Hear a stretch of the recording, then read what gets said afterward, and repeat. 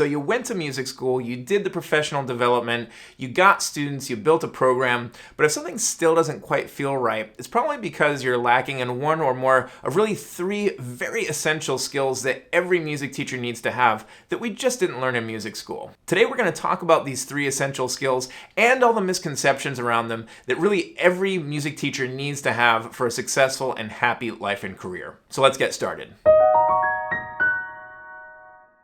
I'm Jonathan Roberts from Musiciative, and before we get started, drop in the comments what some of your biggest challenges are in teaching other than the teaching itself, and I'll be curious as some of what you write lines up with what we're going to talk about today. The first essential skill is probably not a surprise, and that's marketing skills. You could have the most amazing, life-changing program on the planet, but if you can't reach the right people and if you can't explain it in a way that people can understand and in a way that resonates with them, then it won't matter. You will not have students. Now, this is a hugely misunderstood topic. When most people think about marketing, they think either of the pushy car salesman just sort of pressure selling, trying to get people in by any means possible, or they think about ads, just trying to get the word out by any means possible. This isn't real. Real marketing is finding the right people who are the right fit for your program and communicating with them in such a way that it's clear that you are that right fit.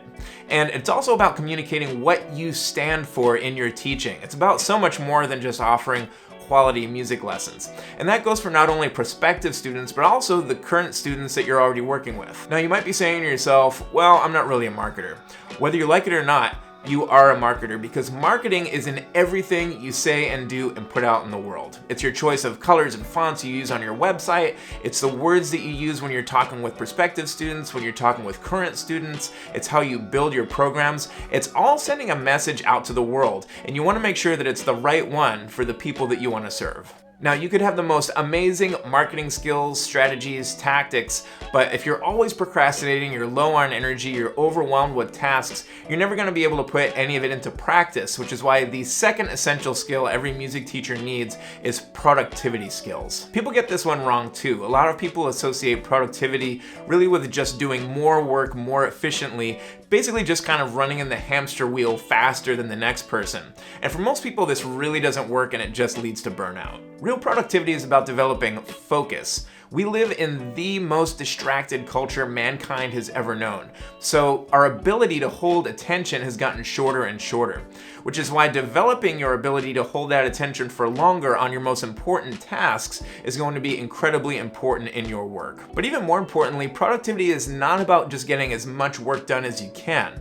Our definition of productivity is getting meaningful work done on the most important projects that are actually going to move your career forward. When you're productive in a meaningful way, you'll actually eliminate, delegate, or automate a lot of tasks that you just don't really enjoy, so that you can spend more of your time, focus, and attention on the tasks that'll actually move your career forward in the way that you want.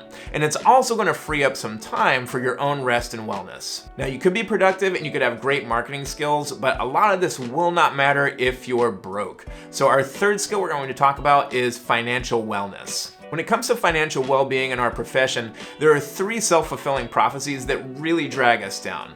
That music teachers are supposed to be poor, the answer to everything is making more money, and that keeping a budget means depriving yourself of all the things that you love. And these are actually the things that are keeping us living paycheck to paycheck. When you start taking care of yourself financially, it's not about making more money. That's not the answer.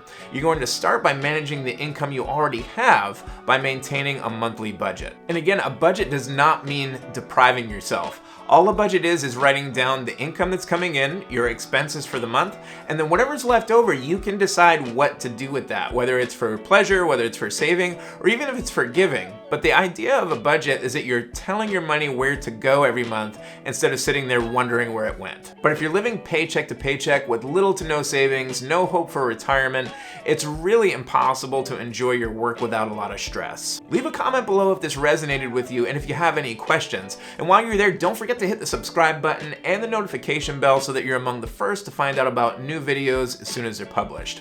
And if you want to get on more of the action, join our mailing list at musiciative.com.